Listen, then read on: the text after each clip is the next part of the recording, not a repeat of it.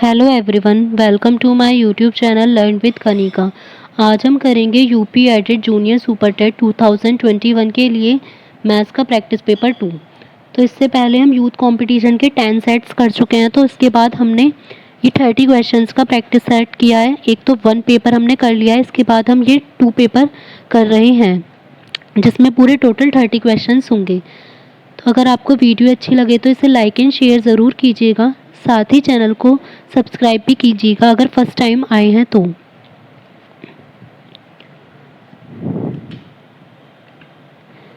First question है alpha plus beta equals to 24 है and alpha minus beta equals to 8 है। तो वह द्विघात समीकरण मीन्स क्वाड्रेटिक इक्वेशन हमें निकालनी है जिसके रूट्स अल्फ़ा और बीटा हैं। तो जब हमें अल्फ़ा प्लस बीटा और अल्फ़ा बीटा दी होती है तो हम इजीली निकाल लेते हैं, क्योंकि हमारी इक्वेशन होती है X square minus alpha plus beta X plus alpha beta equals to 0। तो अल्फ़ा प्लस बीटा की वैल्यू तो है, लेकिन हमें अल्फ़ा इंटू बीटा भी चाहिए। तो इसके लिए हमें क्या करना होगा, अल्फ़ा बीटा की वैल्यू निकाल लेते हैं। दोनों इक्वेशंस को अगर हम ऐड कर देंगे तो alpha plus beta equals to है 24 और alpha minus beta equals to है 8। दोनों को हम ऐड कर देंगे तो कितना हो जाएगा, 2 अल्फ़ा इक्वल्स टू 32। तो अल्फ़ा की वैल्यू आ गई 16। जब अल्फ़ा की 16 है तो बीटा की कितनी आ जाएगी, 8। अब सिंपली इसमें रख लेंगे x square minus alpha plus beta कितना है 24x plus alpha into beta, तो 16 इंटू 8 कितना हो जाएगा 128 इक्वल्स टू 0। तो हमारी इक्वेशन बन गई। तो ये हो जाएगा हमारा किस में है, ऑप्शन ए में, x square minus 24x plus 128। Next है यदि समीकरण एक्स स्क्वायर माइनस 2 प्लस ए एक्स प्लस ए स्क्वायर माइनस 3 के मूल बराबर हैं, मीन्स इसके जो रूट्स हैं वो इक्वल हैं, तो ए की वैल्यू क्या होगी। तो जब भी रूट्स इक्वल होते हैं इक्वेशन क्या होती है, बी स्क्वायर इक्वल्स टू ए सी। यहाँ पर बी स्क्वायर के निकालेंगे माइनस 3 प्लस ए का होल स्क्वायर हो जाएगा इक्वल्स टू 4 इंटू ए है हमारा 1, सी है हमारा ए स्क्वायर माइनस 3। तो 2 का स्क्वायर हो जाएगा 4 और 3 प्लस ए का square equals to 4 A square minus 3। 4 से 4 कट हो गया, इसके होल स्क्वायर का फॉर्मूला खोल लीजिए, ए स्क्वायर प्लस 9 प्लस 6 से equals to A square minus 3। A square से ए स्क्वायर कट हो जाएगा तो 6a की वैल्यू आ जाएगी -12। तो ए की वैल्यू हो जाएगी -2, ऑप्शन डी। बामन तासों की एक गड्डी में से एक पत्ता रैंडमली खींचा जाता है। प्रायिकता ज्ञात कीजिए, प्रोबेबिलिटी निकालनी है कि वह पत्ता बादशाह मतलब किंग का हो। तो किंग के कितने पत्ते होते हैं, 4 होते हैं, अपॉन टोटल कितने हैं हमारे 52। तो कितनी आ जाएगी, 1 से कटेगा ये 4 से, 4 1 4 और 4 से 52 13 टाइम्स। तो हमारी कितनी हो गई probability 30, 1/13, option B.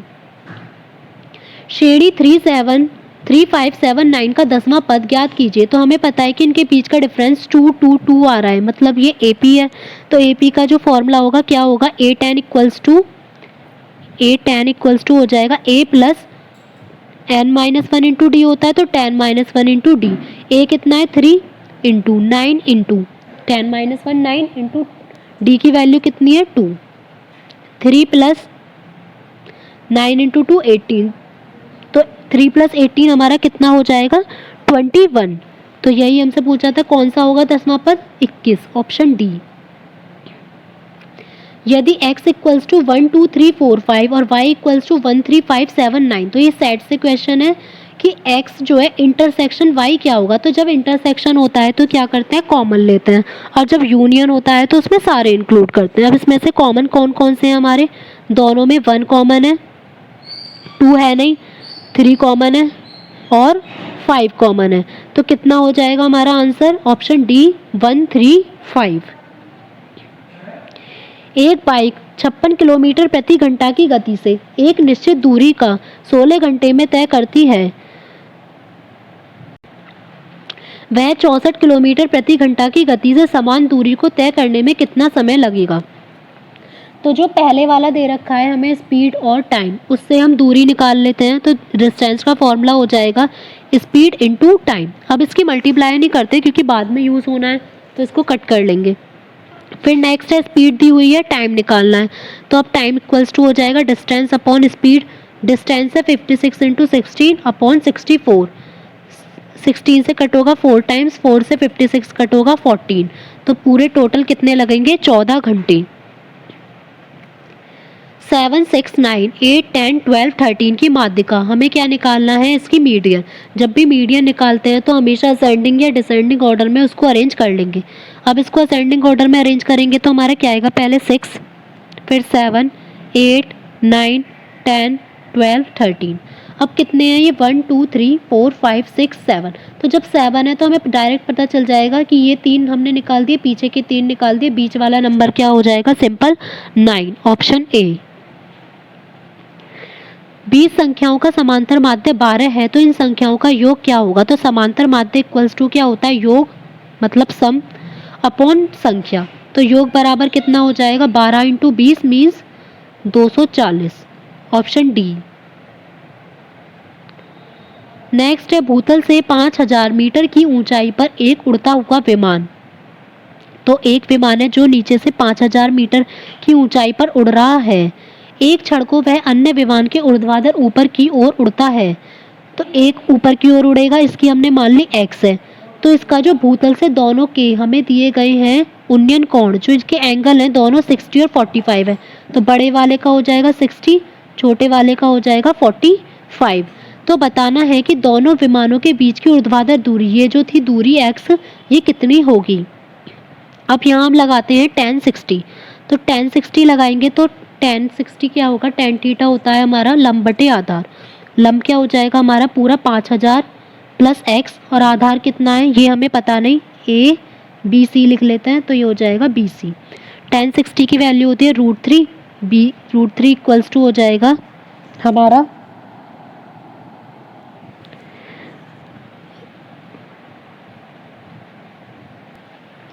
√3 equals to हो जाएगा 5000 प्लस x अपॉन BC, इतना हो गया।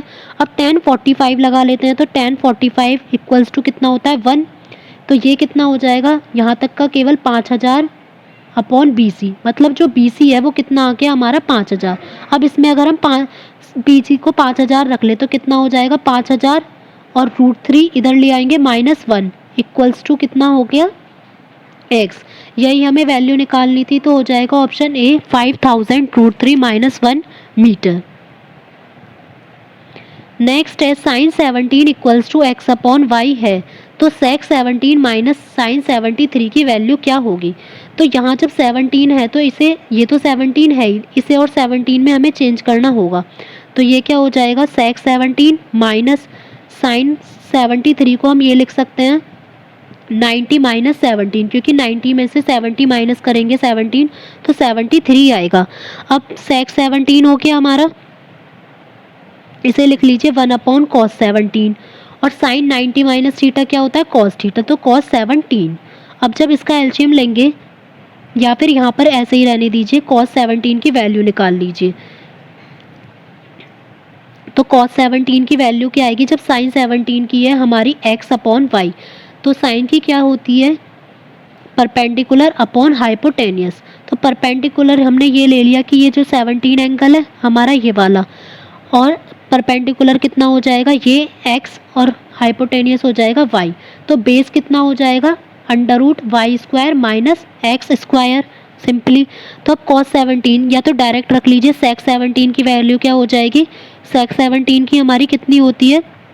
cos 17 की होती है बेस अपॉन हाइपोटेनियस। तो sec 17 की उल्टी हो जाएगी हाइपोटेनियस अपॉन बेस। तो हाइपोटेनियस है y अपॉन बेस है √y² minus x², minus cos 17 की सिंपल हो जाएगी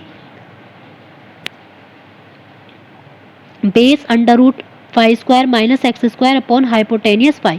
अब इतना आ गया, जब इसको एलसीएम हम लेंगे तो यहाँ पर क्या बचेगा? y √y² माइनस x², ऊपर हो जाएगा y² माइनस अंडर रूट तो होगा नहीं क्योंकि ये अंडर रूट से अंडर रूट कट हो जाएगा, तो y² माइनस x², y² से y² कट हो गया, तो वैल्यू क्या बचेगी हमारी? माइनस है तो माइनस माइनस हो गया अंदर प्लस, तो x² upon y √y² minus x², तो हो जाएगा ऑप्शन ए, बी, क्योंकि ऊपर तो y है नीचे होगा ये, यहाँ पर हमारा x आ रहा है तो ऑप्शन बी हो जाएगा। बस इसमें हमें ये देखना है नीचे तो under root y square minus x square आ रहा है, तो सी और डी तो हमारे हो ही गए कट।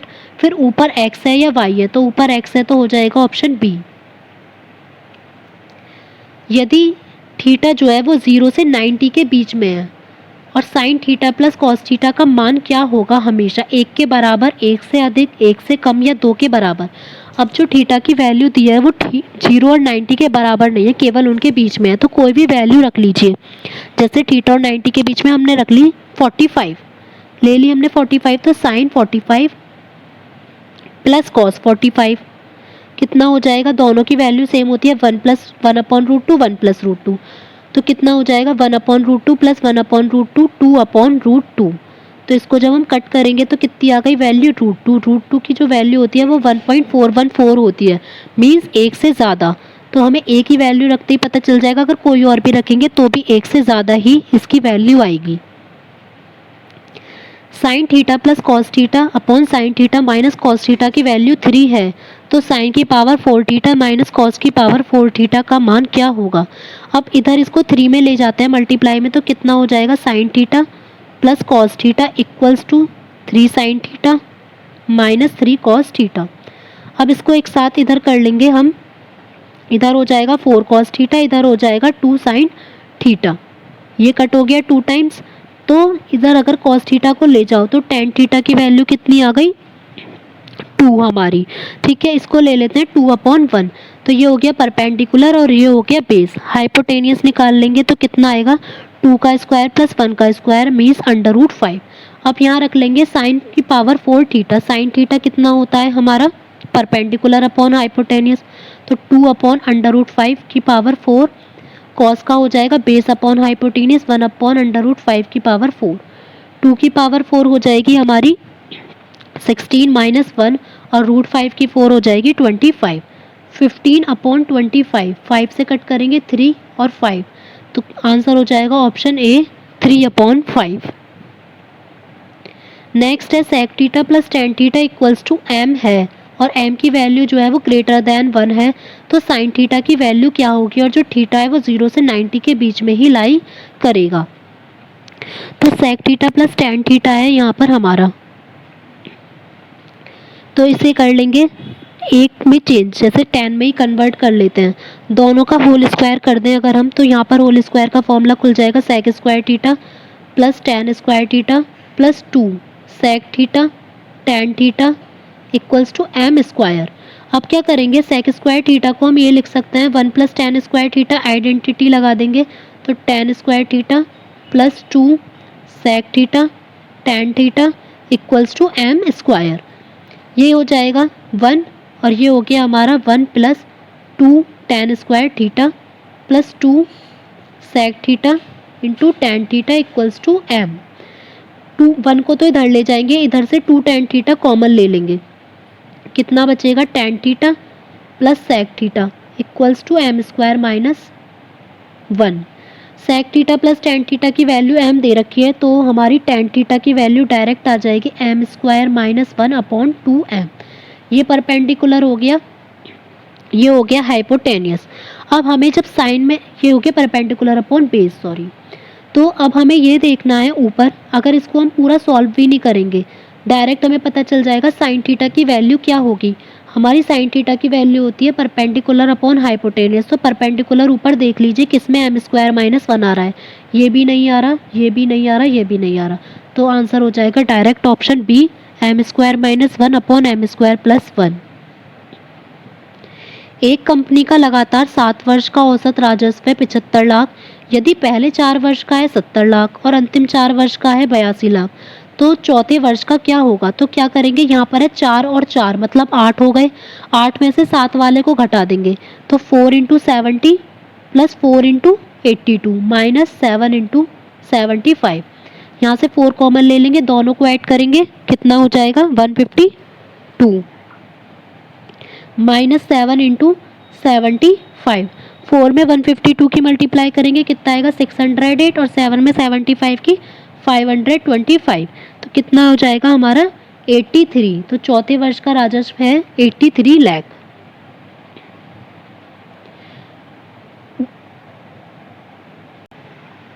नेक्स्ट है बिंदु P A, B मूल में प्रथम P1 पर परावर्तित होता है और y एक्सिस पर P1 जो है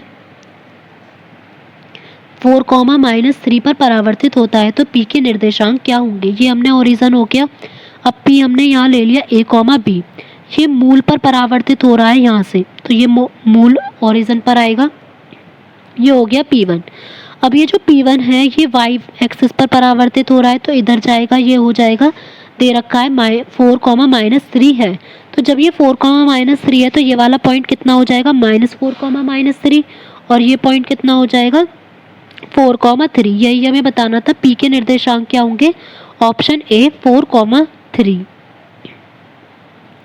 त्रिभुज ABC के लिए यदि त्रिभुज ABC के निर्देशांक दिए हुए हैं तो माध्य AD का समीकरण क्या होगा? ये त्रिभुज दिया है हमें ABC, तो माध्य है AD, तो पहले हमें D की जो है वो निकालनी होगी, पॉइंट्स क्या होंगे? तो मध्य बिंदु के लिए क्या निकालते हैं? B और C का। D के पॉइंट्स हो जाएंगे x1 + x2 upon 2, y1 + y2 upon 2। x1 लेंगे, x1 y1 b हो जाएगा और x2 y2 c। b और c हमारे ये हैं 3 + 5 अपॉन 2, 0 - 2 अपॉन 2, तो हो जाएगा 8 अपॉन 2, 4 - 1। ये हमारे आ गए डी के पॉइंट। अब हमें निकालनी है ए डी की समीकरण। तो समीकरण का फॉर्मूला क्या होता है? y - y1 = y2 - y1 upon x2 - x1 और x - x1। अब यहाँ रखेंगे इक्वेशन, तो y - y1 कितना हो जाएगा हमारा? ये हो जाएगा x1 y1, ये हो जाएगा x2 y2। y1 हो जाएगा -4 है तो +4, y2 - y1 ये कितना होगा हमारा? -1 + 4 अपॉन x2 - x1 है तो 4 - 2 इंटू x - 2। अब जब इसको हम सॉल्व कर लेंगे तो ये है y + 4 = हो जाएगा हमारा 3/2 x - 2। तो इसको सॉल्व करके हमारी आएगी 3x - 2y = 14, option A. Next है बिंदु ए बी सी दिए गए हैं, ये है संरेख, मीन्स कोलिनियर है, एक ही लाइन में है। तो जब भी एक ही लाइन में होते हैं, संरेख कोलिनियर दिया होता है, तो x की वैल्यू क्या निकालनी है ये बताना है। तो हमेशा जो एरिया का फॉर्मूला लगता है ना, जब 3 पॉइंट दिए होते हैं तो उसको इक्वल्स टू में 0 रख देते हैं, क्योंकि जब भी संरेख होगा तो कभी भी हमारा जो त्रिभुज है वो बन ही नहीं सकता। तो हो जाएगा 1/2, इसका फॉर्मूला होता है x1, y2 - y3 plus x2, y3 - y1 plus x3, y1 - y2 equals to 0। Half तो इसके साथ 0 में चलाई गया, बस इनकी वैल्यू रख लेते हैं। x1 y1 ये है, x2 y2 ये है, x3 y3 ये है। x1 हो गया 3, y2 हो गया 4 - x प्लस x2 हो गया 1, y3 हो गया x माइनस होगा तो +2, x3 है -2, तो यहाँ डायरेक्ट -2 रख लेते हैं और -2 - 4 = 0। 12 - 3x प्लस x प्लस 2, 4 और 2 हो जाएंगे -6 और -2 + 12 = 0। 12, 12 और 2 हमारे हो जाएंगे 26, तो -2x = -26, तो x की वैल्यू कितनी आ गई यहाँ पर? 13, ऑप्शन ए। दो प्रतिच्छेदी वृत्तों की उभयनिष्ठ जीवा की लंबाई 24 सेंटीमीटर है। तो दो वृत्त हैं इस टाइप से, उनकी जो उभयनिष्ठ है, ये जो जीवा है इसकी लंबाई है 24 सेंटीमीटर। यदि उन वृत्तों के व्यास 30 सेंटीमीटर और 26 सेंटीमीटर हैं तो ये वाला हो जाएगा 30 और इस वाले वृत्त का हो जाएगा 26। तो इनके जो केंद्रों के बीच की दूरी है, ये जो केंद्रों के बीच की दूरी है ये हमें निकालनी है कितनी होगी। तो यहाँ से ये ट्राइंगल बना लेंगे हम, एक ट्राइंगल बन जाएगा हमारा ये, एक ट्राइंगल बन जाएगा ये। तो दोनों में ही पाइथागोरस लगा के हम इसको निकाल देंगे। तो फर्स्ट वाले में क्या हो जाएगा? हाइपोटेनियस दी हुई है हमें और ये दिया गया है, ये कितना दिया गया है? 24, तो ये हो जाएगा हाफ 24। ये इस टाइप से बन गए हमारे दो ट्राइंगल। ये है 15, ये 15 इसलिए क्योंकि त्रिज्या हमारी 30 की आधी हो जाएगी 15, ये हो जाएगा 13। फिर ये वाली जो वैल्यू है ये हो जाएगी 24 की आधी हमारी 12। अब पहले ये निकाल लो और ये निकाल लो, दोनों को ही ऐड कर दो। तो √15 का स्क्वायर -12 का स्क्वायर प्लस √13 का स्क्वायर -12 का स्क्वायर, ये हो जाएगा √225 -144 प्लस √169 -144। ये हमारी आएगी कितनी वैल्यू, 5 में से 4 गया 1, 81 और ये आएगी 25। तो 9 और 5 कितने हो जाएंगे, 14 सेंटीमीटर। तो जो उनके केंद्रों के बीच की दूरी है वो हो जाएगी 14 सेंटीमीटर, ऑप्शन बी। 8 सेंटीमीटर त्रिज्या वाले एक वृत्त है जिसकी त्रिज्या जो है 8 सेंटीमीटर है, उस वृत्त के अंतर्गत बने वर्ग का हमें निकालना है क्षेत्रफल। तो जो वृत्त का हमारा व्यास होगा वो होगा कितना, 16 सेंटीमीटर। अब वो किसके बराबर होगा, वर्ग के विकर्ण के। तो विकर्ण कितना होता है, a√2, हमेशा साइड इंटू √2। तो a की वैल्यू आ जाएगी 16/√2। अब हमें निकालना है क्षेत्रफल, तो क्षेत्रफल कितना आ जाएगा, 16/√2 इंटू 16/√2। ये पूरा हो गया √2 इंटू √2 2, इससे कटेगा 8 टाइम्स, तो 16 8 सा हो गए 128 सेंटीमीटर स्क्वायर, ऑप्शन सी। ओ केंद्र वाले एक वृत्त के दो बिंदुओं ए तथा बी पर खींची गई स्पर्श रेखाएं परस्पर बिंदु बी पर काटती हैं। तो एक वृत्त है जिसका केंद्र ओ है, यहाँ ए पॉइंट ले लिया, यहाँ बी पॉइंट ले लिया, इसकी स्पर्श रेखा और इसकी स्पर्श रेखा दोनों एक दूसरे को पी पॉइंट पर काटती हैं। ए ओ बी, ये वाला एंगल हमें दिया गया है 120 डिग्री, तो ये वाला एंगल बताना है। तो जब भी ऐसे एंगल होते हैं तो दोनों आमने सामने वाले एंगलों का सम होता है 180 डिग्री, क्योंकि ये जो स्पर्श रेखा पर पॉइंट है ये दोनों ही 90-90 हो जाएंगे। तो डायरेक्ट 180 में से माइनस कर देंगे 120 को, तो आ जाएगा 60 डिग्री। तो ये जो ए पी बी होगा ये हो जाएगा हमारा ऑप्शन डी, 60 डिग्री। नेक्स्ट है 5,000 रुपये का 4% वार्षिक ब्याज की दर से 3 वर्षों का मिश्र धन और मूलधन का क्या अंतर होगा।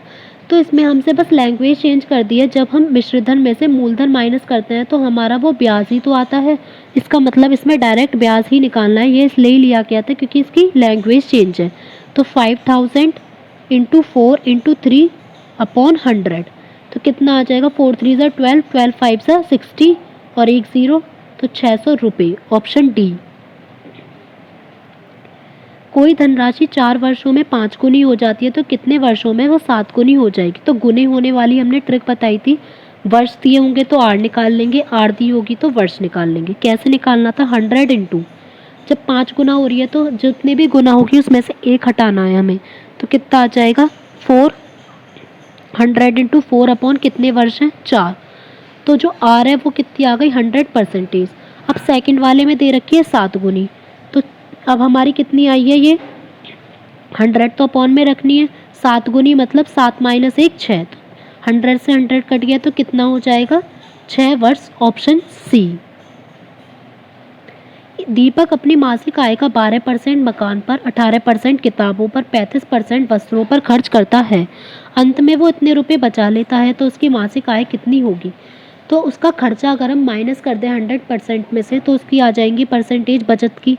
तो 100 में से माइनस कर दीजिए 12, 18, 35, तो 100 माइनस इन सबको जब हम ऐड करेंगे तो आएगा 65, तो हो जाएगा 35।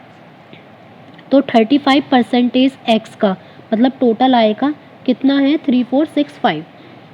इसे कट कर लेंगे हम, ये कटेगा 7 से 5 बार और यहाँ पर कटेगा 495, फिर 5 से कट हो जाएगा हमारा 99।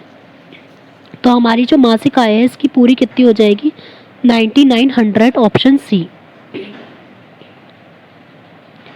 एक वर्ग की प्रत्येक भुजा में 10% की वृद्धि कर दी जाए तो इसके क्षेत्रफल में कितनी वृद्धि हो जाएगी। चाहे हमसे वर्ग का पूछे या फिर आयत का पूछे, हमेशा फॉर्मूला यही लगाना है, x plus Y plus X Y upon 100। अब इसमें क्या है कि x और y दोनों सेम होते हैं तो सेम ही रखेंगे, 10 प्लस 10 प्लस 10 इंटू 10 अपॉन 100। ये पूरा कट हो गया तो कितना आ जाएगा, 21% की वृद्धि होगी, ऑप्शन बी। रोहन तथा सोनू मिलकर एक कार्य को 12 दिन में पूरा करते हैं रोहन अकेला उस कार्य को 20 दिन में पूरा कर सकता है, तो सोनू अकेला उस कार्य को कितने दिन में पूरा करेगा। तो दोनों वाला कितना हो जाएगा 1/12, उसमें से रोहन का माइनस कर देंगे तो 12 और 20 का कितना एलसीएम आएगा 60, 12 पंजे 20 दिया तो 2/60 मतलब हो गए हमारे 30। तो जो सोनू होगा वो अकेला 30 दिन में काम को कर लेगा, ऑप्शन डी। एक हौज में 2 नल लगे हुए हैं जिनमें से एक नल हौज को 12 मिनट में भर सकता है, दूसरा 16 मिनट में खाली कर सकता है। दोनों नल एक साथ खोल दिए तो कितना टाइम लगेगा। तो एक तो है भरने वाला, उसको तो प्लस में रखेंगे और जो खाली वाला है उसको माइनस में रखेंगे। 16 और 12 का एलसीएम हो जाएगा 80, नहीं 48, तो कितना हो जाएगा 12 4 ज़ा और 16 3 ज़ा 1/48 मीन्स उसे टोटल कितना टाइम लगेगा 48 मिनट। एक नाव की चाल धारा की दिशा में 16 किलोमीटर प्रति घंटा और धारा के विपरीत 12 किलोमीटर प्रति घंटा है, तो धारा की चाल क्या होगी। तो इसमें हमें ये क्या लगेगा हमारा x, जब एक प्लस में है और एक दूसरी विपरीत को जाएगी माइनस में, x - 5/2, तो हमारा हो जाएगा 16 - 12/2 मीन्स 4/2 12 किलोमीटर प्रति घंटा। बस इसमें ये था कि हमें इसमें से डायरेक्ट माइनस करके 4 नहीं कर देना है, उसका हाफ भी करना है, तो ऑप्शन बी आएगा। यदि किसी समबाहु त्रिभुज का अंतः केंद्र उस त्रिभुज के अंदर हो और अंतःवृत्त की त्रिज्या 3 सेंटीमीटर हो तो समबाहु त्रिभुज की भुजा कितनी लंबी होगी। तो पहले जो हमने क्वेश्चन लिया था लास्ट सेट में वो परिवृत्त का लिया था जब समबाहु त्रिभुज के बाहर था, और अब हमने लिया है जो अंदर है। तो जब बाहर था उसके लिए फॉर्मूला क्या होता है, आर इक्वल्स टू जो साइड होगी अपॉन √3, लेकिन जब अंदर होगा तो उसके लिए क्या फॉर्मूला लगेगा, R equals to side upon 2√3। तो आर कितनी है 3 दे रखी है, साइड निकाल लेंगे डायरेक्ट, मल्टीप्लाई होगा 3 2 ज़ा 6 √3, ऑप्शन बी। बस दोनों के फॉर्मूले याद रखने हैं, अंत होगा तो एस अपॉन 2√3 और बाय होगा तो एस अपॉन √3। एक त्रिभुज के दोनों कोणों के बाह्य द्विभाजकों के बीच का कोण 60 है। तो अब तक जो हमने किया है ये वाला अंत्य द्विभाजक वाला किया है, लेकिन इसमें ये है एक एंगल है ट्राइंगल ABC, इनके अंदर वाला होता तो अंदर होता, लेकिन इसमें अंदर नहीं है, कहाँ है इनका द्विभाजक बाहर। तो ये एंगल दे रखा है हमें 60 डिग्री। तो हमें तीसरा कोण ये वाला निकालना है। तो जब अंदर होता था हम क्या फॉर्मूला लगाते थे 90 + a/2, लेकिन जब बाहर होगा तो क्या लगाएंगे 90 - a/2। तो 90 - a/2 इक्वल्स टू कितना हो जाएगा हमारा 60, तो a/2 की वैल्यू आ जाएगी 30, तो a की वैल्यू हो जाएगी हमारी 60 degree, option C. Last question है आज का कि एक आदमी 24 मीटर पश्चिम में जाता है, मीन्स वेस्ट में जाता है, यहाँ से हमने ओरिजिन ले लिया, यहाँ से वो पश्चिम में जा रहा है 24 मीटर। इस टाइप का क्वेश्चन रीजनिंग में भी आ सकता है। फिर वो 10 मीटर उत्तर में जाता है, तो 10 मीटर वो नॉर्थ में जाता है। तो बताना है कि यहाँ से वो उसकी प्रस्थान स्थल से कितनी दूरी है। ये लंब हो गया, ये आधार हो गया, तो हाइपोटेनियस निकाल देंगे, √10 का स्क्वायर प्लस 24 का स्क्वायर, 100 + 576, तो 676 जो है वो किसका स्क्वायर रूट होता है हमेशा 26 का। तो आंसर हो जाएगा ऑप्शन बी 26 मीटर। तो आज के हमने ये प्रैक्टिस सेट 2 में पूरे 30 क्वेश्चंस कंप्लीट कर लिए हैं। तो अगर आपको वीडियो अच्छी लगी हो तो इसे लाइक एंड शेयर ज़रूर कीजिएगा, और साथ ही आप इसकी PDF टेलीग्राम ग्रुप से ले सकते हैं जिसका लिंक डिस्क्रिप्शन बॉक्स में गिवन है, या फिर आप लर्न विद कनिका के नेम से भी सर्च कर सकते हैं। Thank you.